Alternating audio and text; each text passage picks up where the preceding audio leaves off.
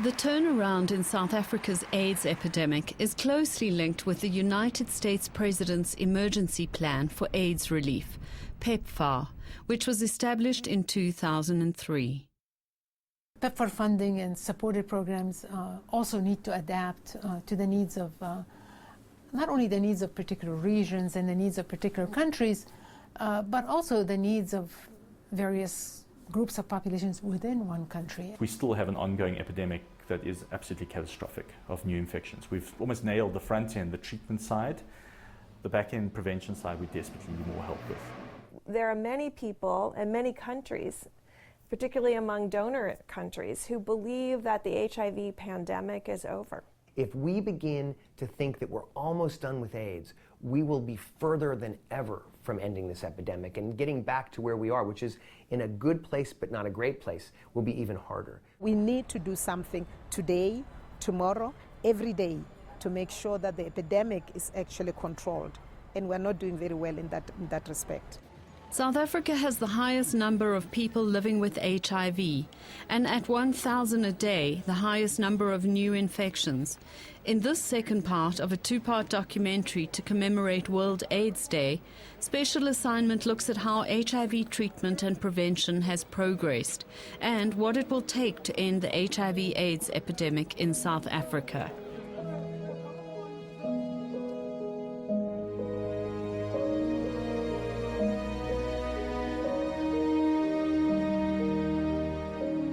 We haven't seen incidence reductions much at all in young women. In fact, if anything, we see increases. Young women between 15 and 24 account for almost 60% of new infections amongst women. So you have 30% more young women today than you did when the epidemic started in South Africa. And I think and they're at a very high risk of HIV. You can see in some places of KZN, young women have a prevalence of 20% by the time they're 20. The reason there are more young people today than there were 10 years ago is due largely to the success of the antiretroviral program for prevention of mother-to-child transmission. If you have a bigger population of risk, you end up with more people with the disease. Women acquire infection about 5 to 7 years earlier than men. So by age 15 to 24, if you have to compare HIV in women compared to 15 to 24-year-old men, you find like an 8-fold difference. We have learned that they're getting infection from men who are about 5 to 7 years older than them. And they have a lot of challenges because of this age difference in negotiating the partner be monogamous, in getting the partner to use a condom, or be circumcised, or if for the partner to have a HIV test and if positive to go on treatment. Young girls between the ages of 18 and 24, the infection rate is very high amongst them.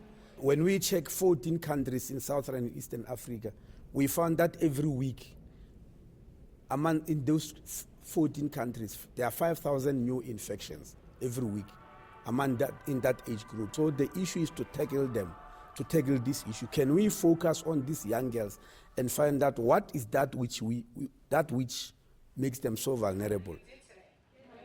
The DREAMS initiative is a PEPFAR and South African partnership that aims to reduce infections in young women by addressing factors like poverty, gender equality, abuse and education, which directly or indirectly lead to HIV.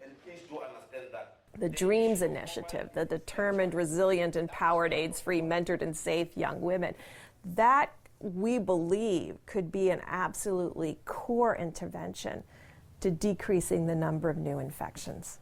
Things like staying longer at school have shown to be helpful, but targeting men who are actually infecting these young girls. Can we identify which type of men and how the infection process is being carried on, and so that we can cut it? Cultural attitudes dictate what men and women's roles in their communities are.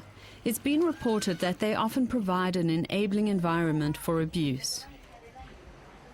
And what we're trying to do is unpack these issues, understand more about how they are linked to HIV risk and violence, and shift them on a community level. Like men should have control over all the decision making in a relationship, or women are responsible with the burden of caregiving and daily life and chores. And if we shift those, we hope to improve HIV-related outcomes like getting more testing, sharing status, and having better communication between partners, as well as actually accessing services and getting on treatment.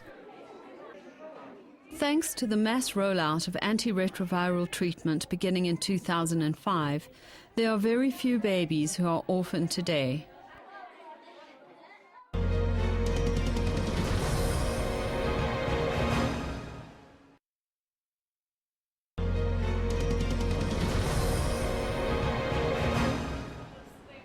Most people working in HIV/AIDS agree that if we are to make a dent on the alarming rate of new infections, prevention needs to be stepped up.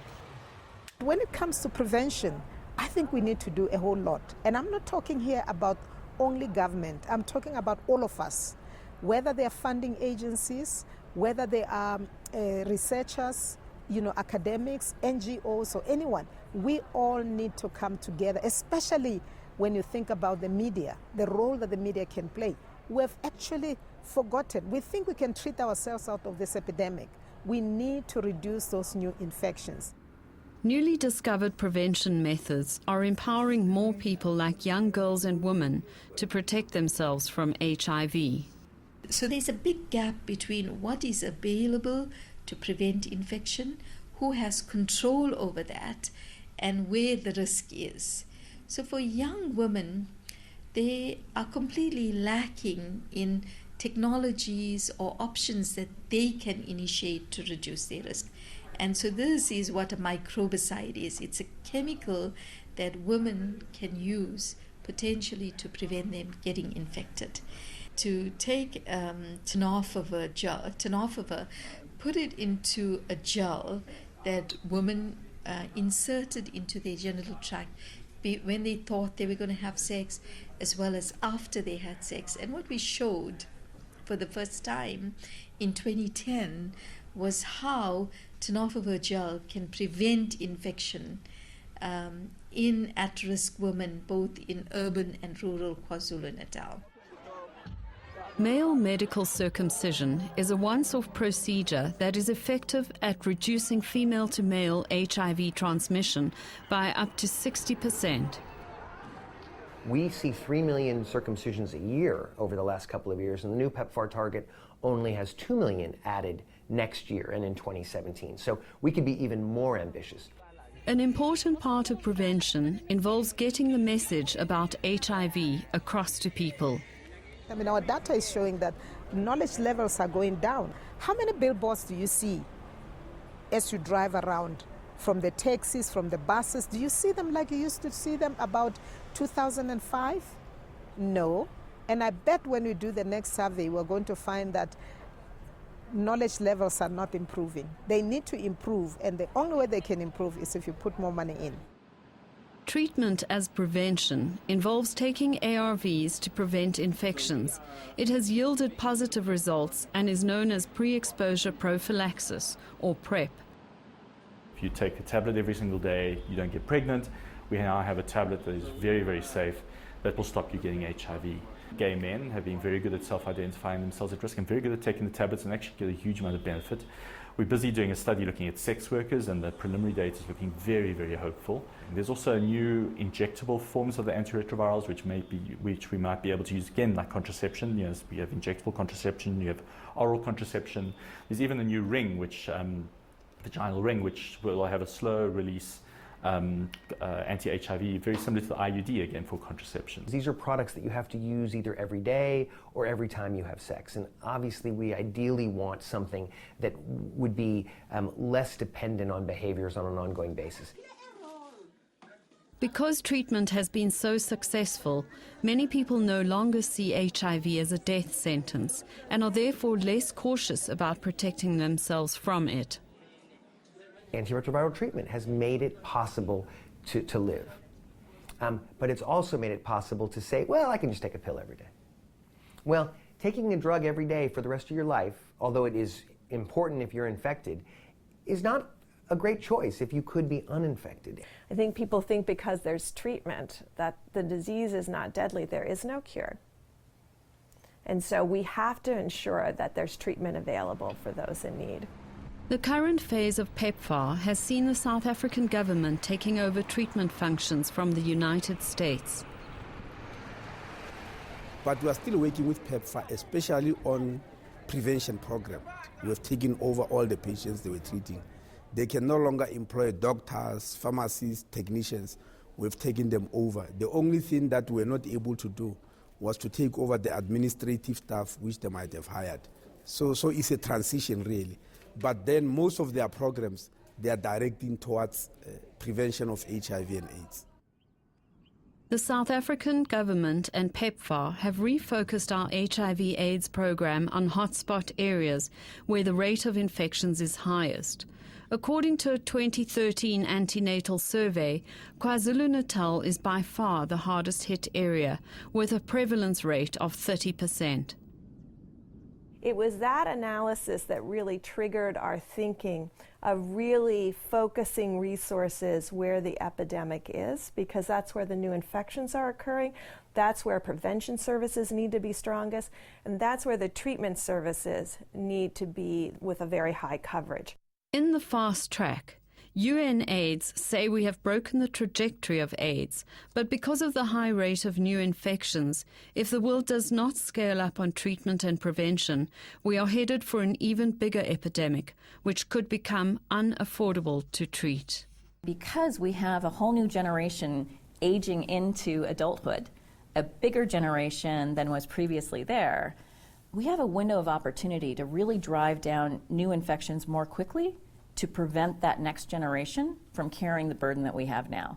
And if we don't help drive down new infections that quickly, if we wait, then 5 years from now, we will have a tremendously higher number of people infected that will take higher costs to treat and higher costs to maintain programs for, almost to the point of unaffordability. We're at the very time where South Africa is at a very high risk of reversing all of its gains because of its rate of new infections. All of that is coming together at a time when the funding to the advocates and activists at the community level that are absolutely key for combating stigma and discrimination, to ensuring that the local governments are responsive to their needs. At the very time that we need more community engagement, the funding to these groups continues to decline. The funding for civil society organizations is a drought, and it is killing a lot of civil society organizations, because there was a lot of money 10 years ago coming into the country to support a range of organizations, including Section 27 and TAC. You know, as I'm sitting talking to you now, TAC, once again, has only 1/3 of its budget for next year. If you think how TAC has driven our response, sometimes in confrontation, but as much in collaboration with the government, if you take that type of organization out of the equation, then there is a danger that the response as a whole will collapse. Civil society is extremely important because this is a partnership. And for them to do their work, we need to capacitate them, and that's why the Deputy President said, we're going to do everything in our power to try and fund civil society. And the Treatment Action Campaign across South Africa continues to campaign in communities to make sure that people take their medicines, to make sure that people continue to take HIV seriously, to educate people about things like tuberculosis, to persuade people to test for HIV, and to monitor the quality of the health system. That's the role that civil society in South Africa has to play, and it's a very, very important role. There are many people to whom treatment and prevention services have been slow to reach. Government acknowledges that to eradicate the epidemic, these people will have to be included. The reason science by itself can't end this epidemic is because this epidemic does hit at the people generally in society, no matter where they are, who are most vulnerable, who are most isolated, who are most criminalized, who are most out of the system. Young women, gay men and other men who have sex with men, transgender people. This is an epidemic that preys on those human rights abuses. Most marginalized people and one of the most difficult to get to are men. Women take up services, they take their treatment, they utilize the healthcare system. Men are a relatively difficult problem, but I do think that for the first time I'm hearing creative solutions in terms of tackling them, going into the workplace, going into the shebeens, going to go and find them where men congregate, not trying to drag them to where women congregate, which seems to have been the approach of many program people in the past. PEPFAR funding has put programs in place to target high-risk, vulnerable and often overlooked population groups who carry a high burden of HIV. Looking at providing care to high-risk women, particularly sex workers, and extending that to long-distance truck drivers. So we work in partnership with an organization called North Star to put clinics in place at truck stops and at places where sex workers congregate, and then we give them HIV prevention as well as treatment and primary health care.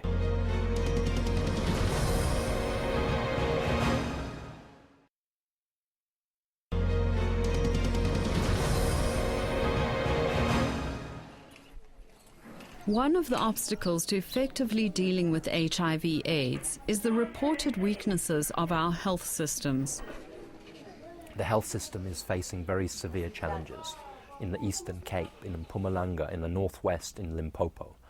And our role is to try to say, look, if there's a right in the Constitution that says everyone has a right of access to healthcare services, then the government has to prioritize health. It has to budget properly for health. It has to plan properly for health. It has to make sure there's enough doctors and nurses. So we're trying to strengthen the hand of the government, and in particular strengthen the hand of the health minister, to make sure that that constitutional duty is properly fulfilled. The World Health Organization clearly states that a healthcare system has got 6 building blocks or 6 pillars. The first one is leadership and governance. If you miss there, then you have got into problems. Eastern Cape used to have that, and I think they've repaired it by making sure that they appoint the correct leadership in the Department of Health. I'm talking from political leadership to managerial leadership right at the bottom. And they've been doing that, and we're seeing results now. And we would like each and every province to understand that leadership and governance is the key to solving most of these problems. I believe strongly that that the health system is not what it needs to be for South Africa, not just for HIV, but in general. A lot needs to be done to invest in it. That'll lift the AIDS response. At the same time, on the other side, better, smarter use of the PEPFAR money and the government's money, which is supposedly just for AIDS, can bring along the rest of the health system. In fact, in our National Development Plan, it's clearly stated that there are 2 things that must be done in South Africa to improve the healthcare system. Firstly, is to try and resolve the exorbitant cost of private healthcare. Secondly, is to try and bring quality, efficiency, and effectiveness in the public healthcare system. The National Health Laboratory Service is honestly one of South Africa's biggest assets. People don't understand this. You have to go to other African countries or even to America or Europe to understand how amazing it is to have a group who provides centralized laboratory services to a standard which most countries would actually kill for. And yet that the whole thing is being brought to the precipice because certain provinces won't pay their bills. The conceptualization of the way it was run was like it was a business. And that model was not working. Because when you send blood to a laboratory to test, for instance, for a very poor child whose mother is a domestic worker or unemployed or a farm worker, and this child needs very life-saving test, if you start looking at how much that can be paid for, then you have lost it, because that test needs to be done and the child needs to be treated. That's a social service, which healthcare is all about. Currently, the South African government covers 80% of its HIV/AIDS budget. Reportedly close to a recession, how will the country afford to put 3 million more people on ARVs and have 2 million more test for HIV? What's the best way to spend that money to get the most impact? to prevent new infections, to save people who are infected from getting ill and from dying. And our job really is to work with both a big funder like PEPFAR from outside, but even more so, we work closely with the Department of Health and with the National Treasury of South Africa to consider the different ways in which that money could be spent to have the greatest positive benefit for the people. And you've probably noticed in the last few years that South Africa is treating a lot more people with more or less the same amount of spending. It's going up slightly, but not at the same rate at which the people are going on treatment. That's because we're finding ways to get the drugs out there much more cheaply than before. The drug costs have come down dramatically. We found ways to work with nurses instead of doctors. Nurses' salaries are lower, and often they can do a very good job of initiating patients on treatment and getting them their drugs. South Africans are world leaders in HIV/AIDS research. We spoke to some of our award-winning scientists to find out how far we are from the end of the AIDS epidemic. When I talk about PrEP and I talk about antiretrovirals, I talk about treating people to prevent infection, or even when I talk about the antibodies, what these are, they're tools to help us gain what's called epidemic control, where HIV is not a public health threat. But to talk about the end of AIDS, we need a vaccine and a cure. And those have been big challenges for us in the scientific field. And part of it is we don't really know what the vaccine should be targeting. The research that's being done at the moment tells us we're quite a long way away before we are going to find a cure. We, however, are making better progress on a vaccine. With these antibodies, we have now been able to identify a way to prevent HIV infection from occurring in people. However, we have not found a way to enable the body to make those antibodies. South Africa's scientists have been researching antibodies in certain individuals' blood which neutralize the HIV virus. A woman from KwaZulu-Natal known as Caprisa 256 has developed a very unusual antibody that can kill a wide range of viruses. We took her blood and we tested it against viruses collected from all over the world. So we were then able to find the cell in her blood that makes this antibody. We've been able to clone it, and we are now able to make this antibody ourselves in the laboratory. This antibody is one of the most potent of all the broadly neutralizing antibodies that are available in the world. A study in Thailand has made some headway in the development of a partially protective vaccine. There are now a series of studies beginning in South Africa that will adapt that vaccine from Thailand, and one trial's in the field right now, and if it meets its milestones beginning in the latter part of 2016 or very early 2017, we will see a very large trial in South Africa that might lead to a licensed vaccine. We don't know when. If we scale up on treatment and prevention in the next 5 years, we can get closer to ending AIDS. Where 90% of people know their status, and 90% of those are on treatment, and 90% of those are virally suppressed. 90% of people in each of those areas thriving with HIV, making sure that their own health is protected, and ensuring they're not transmitting to others.